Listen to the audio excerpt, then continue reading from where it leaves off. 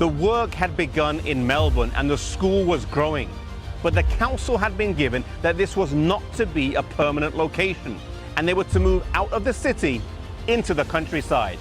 A search committee was appointed, but it was tough going. The cost of suitable land was too high for a small constituency of only 1,000 members, and in many places they did not want a school on their land. Eventually they found a 1,500-acre property in Currumbong, New South Wales, offered at the very reasonable price of 14 shillings per acre. After inspecting the soil, they were disappointed. Some of the soil was good, but some was poor and sandy, and the committee was split, some in favor and some opposing. Ellen White was invited to review the land, and after 2 days of inspection and discussion, she suggested that they pray and ask God to give assurance that it was the right location. As they knelt to pray, Ellen White was impressed to pray for the healing of one of the members present who was rapidly declining with tuberculosis. After they prayed, Elder Stephen McCullough said that he had felt a feeling pass through his body like an electric wave. Ellen White said, "The Lord is here. This is the evidence that it is the right place."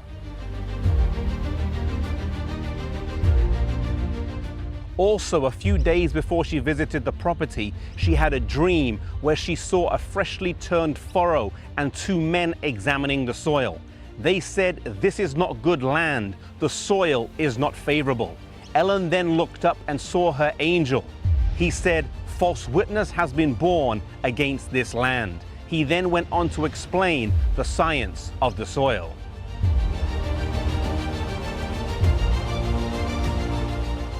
As the days and weeks passed on, some of those present began to weaken and question the quality of the soil, and so it was proposed to get a government inspector out to look at the soil.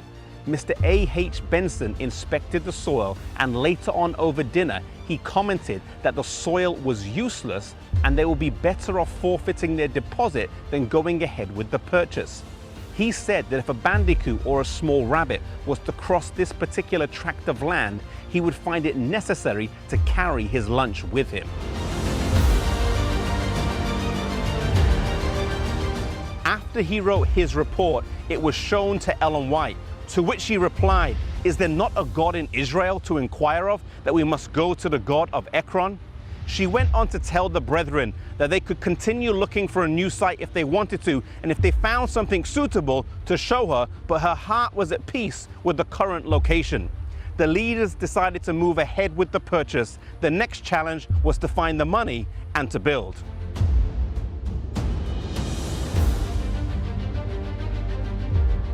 The first building built was literally out of the land, and it was a small dormitory, dining room and kitchen. Short on funds, they asked for volunteers to finish the work, and amongst those who responded was S.N. Haskell and his wife Hetty. Working at night, one would hold the candle while the other would drive in the nails. Ellen commented that the women worked until their hands blistered, and they would rub Vaseline on so they could continue working, and thus the college was built amidst toil, sacrifice and hardship by the new and small church in Australia.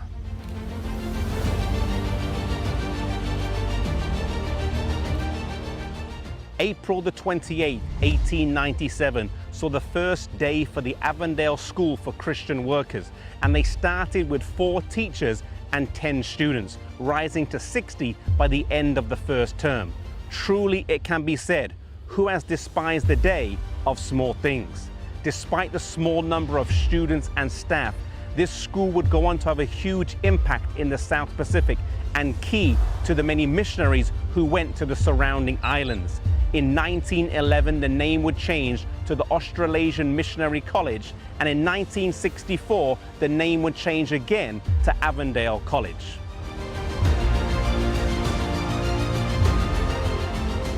The school was built on land that the government deemed to be unusable, and yet this prediction proved to be untrue.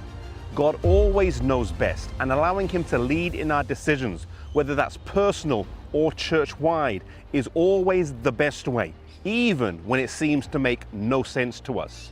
May we be sensitive to His Spirit and able to tell His voice as He leads us.